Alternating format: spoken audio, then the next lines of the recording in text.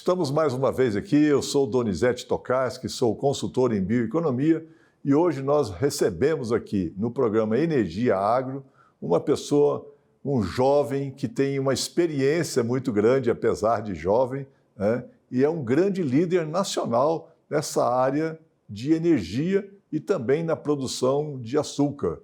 Nós vamos conversar hoje aqui com o presidente do Bioenergia Brasil. Eu recebo aqui o Mário Campos. Obrigado, Mário, pela sua presença aqui no programa Energia Agro. Eu que agradeço, Donizete. É um prazer estar aqui com você para conversar um pouco sobre esse tema fantástico que é a bioenergia. Além de presidente da Bioenergia Brasil, você também é o presidente do Sindicato das Indústrias de Álcool de Minas Gerais, é isso? Exatamente. Inclusive, a própria Bioenergia Brasil é formado por essas entidades regionais, estaduais, que representam o setor por todo o Brasil, né? A Ciamig Bioenergia, ao qual eu tenho orgulho de ser presidente, onde já trabalha há mais de 20 anos, tem essa... Nasceu dentro do sindicato, né, Marcos? Exatamente. A gente tem uma vida profissional muito longa lá, de fato a gente foi aprendendo, né, a trabalhar com o setor e a gente tem um orgulho muito grande desse segmento que a gente está ajudando, né, a formar no Brasil. E quais estados que o Bioenergia Brasil participa e representa, quais setores? Olha, nós estamos em 17 estados brasileiros, que são os 17 estados, né, que produzem açúcar, etanol, bioeletricidade, e o etanol que a gente produz é tanto a partir de cana quanto a partir de milho, e são 15, né, associações, sindicatos, aí, sejam estaduais ou regionais, que representam todo esse segmento do Brasil. Então, hoje está representando em torno aí de 60% da produção nacional desses produtos no setor. Tá. Tanto de etanol, milho e cana, e de açúcar também? Exatamente. O Brasil, que é o maior produtor de açúcar, o maior exportador de açúcar, o açúcar que é um dos primeiros produtos, né, da nossa história econômica e que é muito importante para a nossa balança comercial. O Brasil alimenta não só o brasileiro, né, a produção brasileira não tem, ela alimenta não só a nossa população, mas alimenta a população do mundo com a exportação desse importante produto. A gente tem em torno aí de 60% do comércio mundial de açúcar no mundo. E também a bioeletricidade, né? O que representa hoje a bioeletricidade dentro das indústrias de etanol? O setor hoje, o setor de cana-de-açúcar, nós produzimos, né, nós processamos a cana-de-açúcar e nós temos o bagaço de cana. Esse bagaço de cana, então, é levado às caldeiras e a gente produz energia a partir da queima, né, desse bagaço de cana. E essa energia ela é responsável para a gente tocar, né, a produção, ser responsável pela produção de açúcar, de etanol, e o excedente é exportado. Hoje o Brasil, essa exportação de energia por parte das usinas que processam cana-de-açúcar no Brasil, representa aí entre 5% a 7% de toda a energia que é consumida no Brasil. Veja só a importância e a sustentabilidade dessa cadeia produtiva, que não se perde nada, né, Mário? Com certeza. A gente tem na economia circular, na utilização de tudo que a gente pode a partir da matéria-prima, seja cana-de-açúcar, seja milho, como uma das características fundamentais do setor que produz bioenergia e açúcar no Brasil. Uma das questões muito atreladas à sustentabilidade é a água. E como é que é o processo do tratamento de água nessas indústrias? A gente tem circuito fechado, né? Então, de fato, a gente tem uma melhoria, né, dos nossos números de eficiência nos últimos anos. Bom, eu acho que o nosso telespectador vai lembrar da época onde o segmento, majoritariamente no Brasil, a gente utilizava da queima da palha da cana para poder colher essa cana-de-açúcar. Nas regiões onde é possível, né, a mecanização, a gente conseguiu mecanizar esse processo, ou seja, a gente não faz a utilização do fogo para queima da palha para possibilitar o corte, tem corte manual na região Nordeste, uma região importante produtora, mas na região Centro-Sul, onde a gente não tem a gente tem a viabilidade da mecanização, a gente está utilizando isso.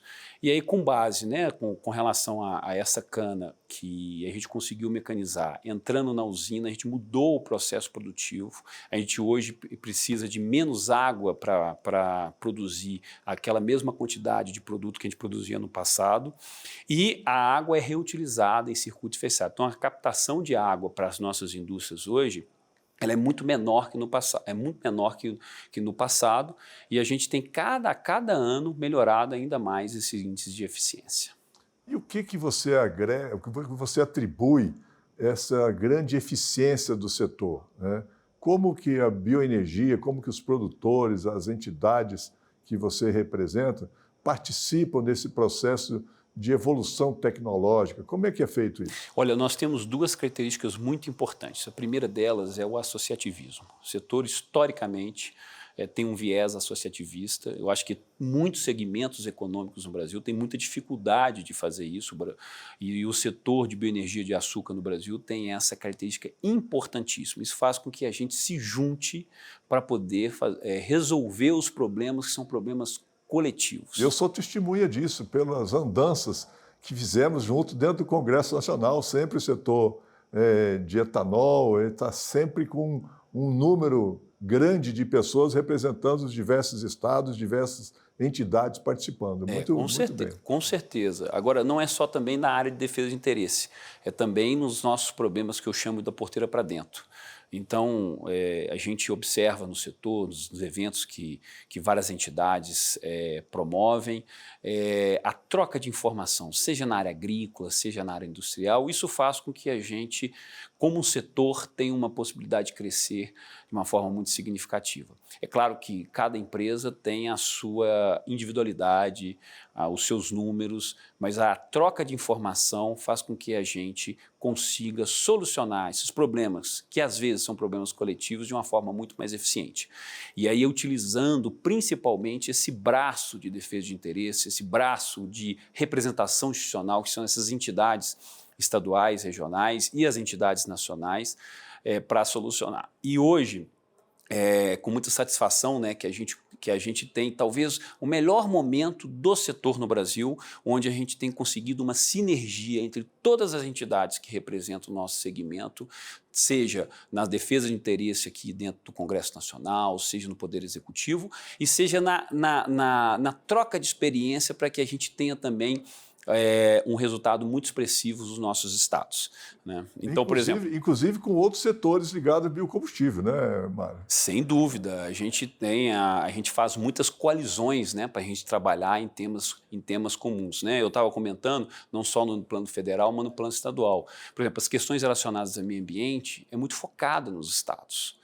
A questão tributária ligada aos impostos estaduais, né, são os estaduais, mas a troca de experiência é extremamente relevante, importante, para que a gente, através de uma experiência bem-sucedida no estado, possa ser implementado em outro estado.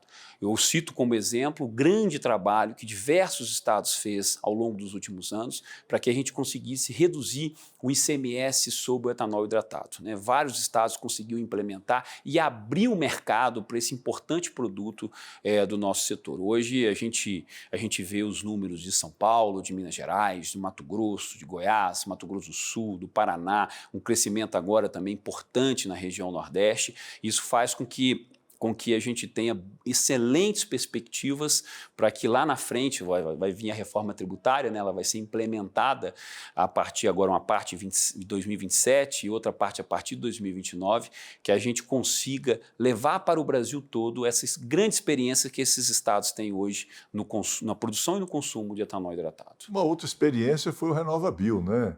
Que é uma construção de uma política nacional que hoje é exemplo para o mundo, né, que teve uma interação também muito grande entre os setores, né, Mário? Sem dúvida, porque a gente, ao longo do tempo, no debate, a gente tinha algumas possibilidades para a gente agregar valor ao nosso produto e, de fato, precificar aquilo que a gente estava levando de valor para a sociedade, que é esse componente ambiental. O RenovaBio, ele procura justamente, através da certificação, através da estipulação de metas, fazer com que a gente consiga precificar esse valor que os biocombustíveis trazem à sociedade brasileira. E, a partir disso, com a receita adicional, né, a receita através da venda dos certificados de descarbonização, que são os CBIOS, a gente consiga internalizar ainda mais boas práticas e ser cada vez mais eficiente e cada vez ter uma pegada de carbono menor, e dessa forma a gente vai conseguir, né, fazer essa trajetória mais rápida, né, dessa transição energética com a economia de baixo carbono. Né? Uma sem revolução. Dúvida. E é desde do plantio, né? Desde o plantio. Né? Veja, o RenovaBio trouxe uma mudança de mindset, uma mudança de forma de pensar sobre o setor. A gente internalizou tudo que é importante dentro da área de sustentabilidade. Eu sempre falo que no Brasil, e o Brasil é uma potência verde justamente por causa disso, porque quando a gente pensa sustentabilidade, em geral, a gente consegue ter melhoria e aumento de eficiência. Tá? E o RenovaBio, ele nos traz um retrato e uma possibilidade, uma trajetória muito importante desse processo. Ao certificar cada empresa de forma individual, cada empresa tendo a sua própria nota, a partir de uma auditoria, onde você vai ver a pegada de carbono de cada um, eu consigo ver onde o meu vizinho, né, a indústria mais próxima, ou no meu estado, ou no estado vizinho, está sendo mais eficiente que aquela outra empresa. E aí, dessa forma, eu consigo ter uma trajetória onde, no final, o Brasil, a sociedade inteira vai ganhar, porque nós vamos ter uma produção do biocombustíveis que, por si só, já é limpa e renovável, já traz um ganho ambiental importante, mas vou ter a produção desse biocombustível cada vez com a pegada de carbono menor. Muito bem. Nós estamos conversando aqui com o Mário Campos, que é uma liderança nacional do setor sucroenergético e também uma liderança hoje em todos os biocombustíveis pelo trabalho que está desenvolvendo, e tenho certeza que muita coisa ainda vai fazer. Nós vamos continuar daqui a pouco, depois do intervalo, falando sobre a Lei Combustível do Futuro. Fique conosco aqui no Energia Agro.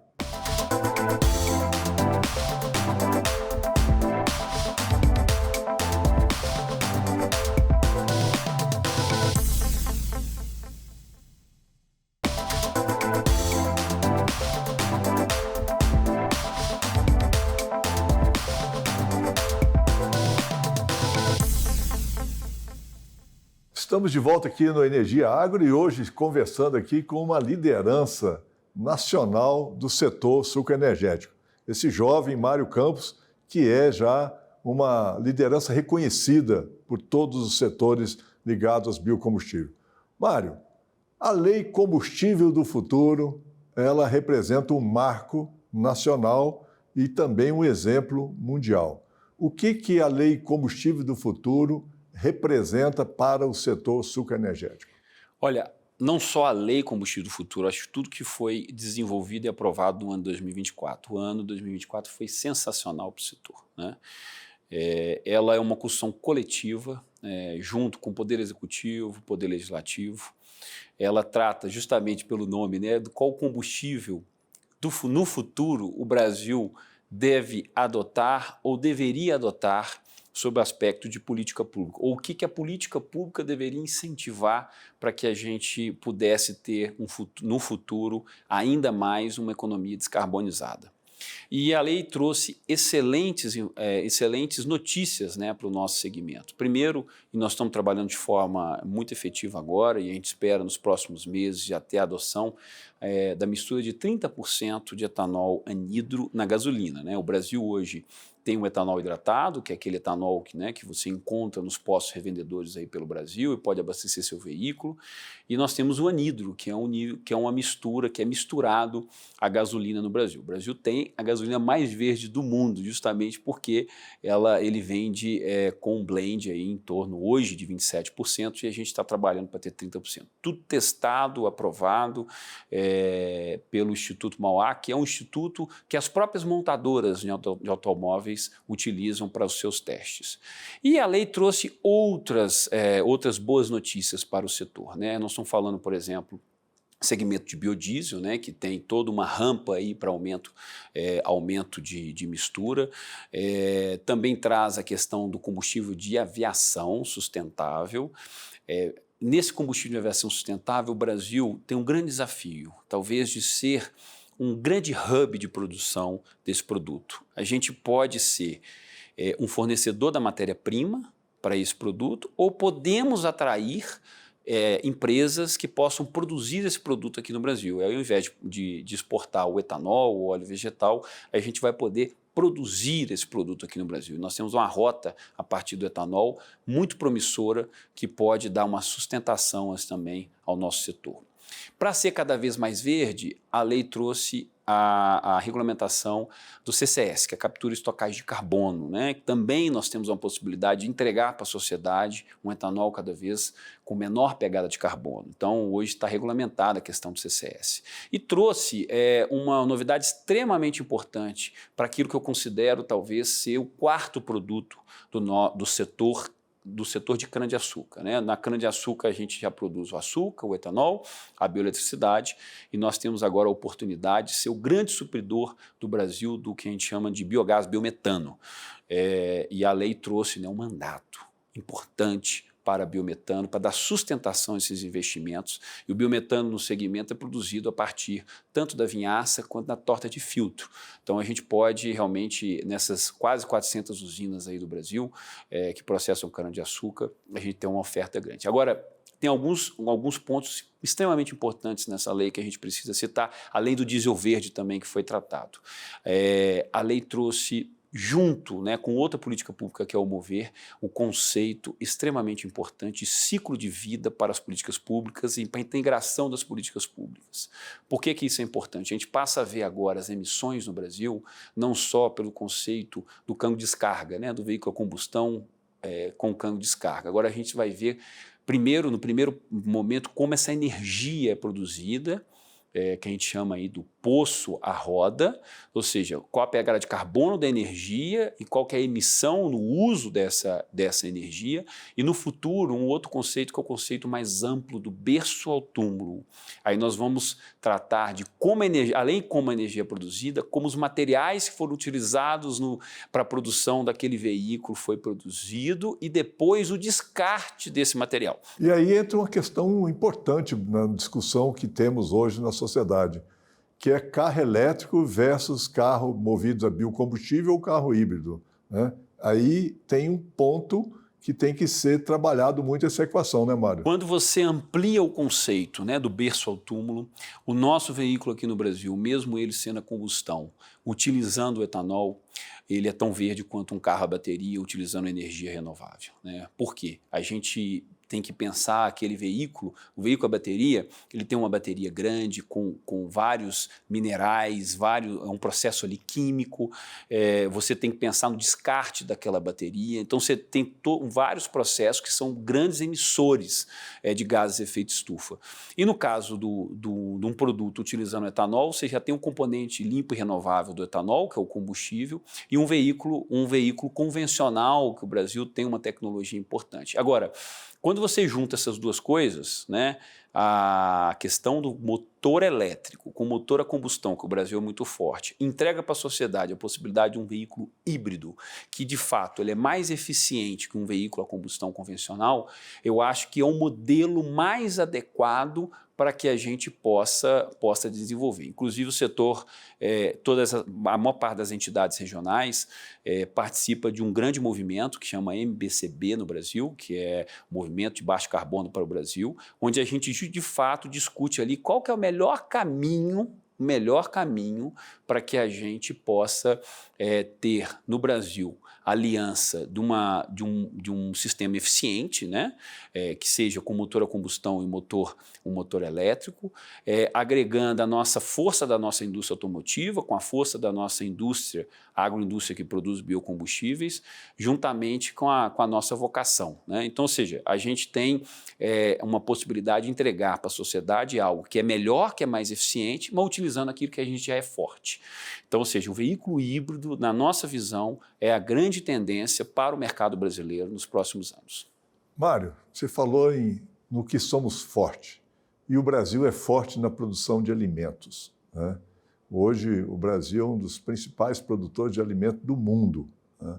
E alguns setores ainda, até aqui no Brasil, e principalmente alguns representantes de governos, principalmente da Europa, atribuem uma competição para o Brasil entre produção de alimentos e produção de biocombustíveis. Qual que é a sua leitura sobre isso? Olha, bom, a segurança alimentar e a segurança energética são duas preocupações de qualquer país do mundo. E o Brasil tem a felicidade de ter isso muito bem resolvido, da gente conseguir suprir a necessidade do nosso país nessas duas temáticas, segurança alimentar e segurança energética, e também provar que a gente pode ajudar o mundo a solucionar os dois problemas. Então, aqui no Brasil, o setor de alimento é forte, porque também nós somos muito fortes no setor de agroenergia. Toda essa estrutura que a gente comentou, a gente conseguiu aliar a produção agrícola com a industrialização através de um processo de agroindustrialização. São cadeias fantásticas com conceito de economia circular, onde não se perde praticamente nada e onde a gente pode produzir de forma conjunta alimentos e energia na mesma localidade. Todo o segmento de alimento dando força para o segmento de energia e todo o segmento de energia dando força para o segmento de alimentos. E os dois crescendo juntos. E no Brasil, a gente tem essa capacidade de mostrar para o mundo que a gente consegue fazer esse tipo de modelo. E eu tenho certeza também que outros países podem fazer coisas muito semelhantes ao Brasil. E o Brasil pode ser não só o supridor de alimentos para o mundo, mas também um supridor de energia, né, de bioenergia, seja etanol, seja outro tipo de biocombustível para o mundo, naqueles países que promovem, que querem fazer essa transição energética de forma mais interessante e mais responsável, né, perante o mundo. Então, assim, para nós não há essa divisão. Eu acho que quem faz essa dicotomia ou traz essa questão quer nos dividir e quer também se proteger perante um país... Quer ter uma vantagem econômica, né? Exato. E quer se proteger perante uma potência agroindustrial, uma potência na produção de alimentos e na produção de energia. E, de fato, quem se incomoda com isso se mobiliza e tenta, mesmo que conceitualmente, fazer esse tipo de trabalho. Bom, como é que a gente consegue resolver essa questão? Eu acho que nesse ponto a gente precisa muito do governo brasileiro. É o governo brasileiro que nos representa lá fora. É o governo brasileiro que participa dos fóruns onde os governos são representados. E isso a gente precisa realmente ter uma sinergia muito importante com o governo brasileiro. O governo, independente de quem seja, de qual vertente ideológica, é importante que ele represente de fato os interesses brasileiros. E hoje a gente tem no Brasil uma força muito grande desse setor que tem que ser valorizado. A gente precisa, de forma unida, abrir mercados, abrir conceitualmente a ideia de misturar biocombustíveis em combustíveis fósseis perante o mundo, podendo ou não utilizar o nosso produto que a gente está produzindo aqui. Mas só o fato de você ver o modelo brasileiro, como a gente está vendo, por exemplo, agora na Índia, onde já atingiram 20% de mistura de etanol na gasolina, ou como a gente provavelmente vai ver no Japão, onde o Japão acaba de anunciar, né, que vai fazer um caminho aí, 10%, quem sabe até para 20%, né? Nós tivemos agora a visita do presidente do Brasil, Brasil ao Japão, onde foi debatido, discutido esse assunto. Ou seja, nós temos diversas possibilidades aí perante o mundo, oportunidades também na China, já tem um modelo americano, né, que já faz também uma mistura importante. Aliás, os Estados Unidos hoje é o maior produtor de etanol do mundo. Ou seja, esse modelo que nós criamos aqui, né, que foi desenvolvido a partir ali da década de 70 e que teve uma intensificação, principalmente nos anos 2000, com o veículo flex, a gente, de fato, a gente tem muito para mostrar para o mundo. Muito bem. Veja só o conhecimento que essa liderança nos trouxe aqui hoje, dando uma leitura sobre diversos aspectos do setor sucroenergético e também dos diversos biocombustíveis. Nós falamos aqui hoje, né, com Mário Campos, que é presidente da Bioenergia Brasil, né, e também trouxe para nós aqui uma possibilidade de desenvolver novas indústrias no Brasil. Agradeço você, Mário, pela oportunidade de estar aqui conosco, né, e tenho certeza que em breve eu vou te chamar aqui para a gente debater outros pontos importantes aí do setor sucroenergético do Brasil. Este é o programa Energia Agro. Fique conosco. Na próxima semana traremos também um novo representante aqui para debater sobre energia e a transição energética no Brasil e no mundo. Um abraço e até lá.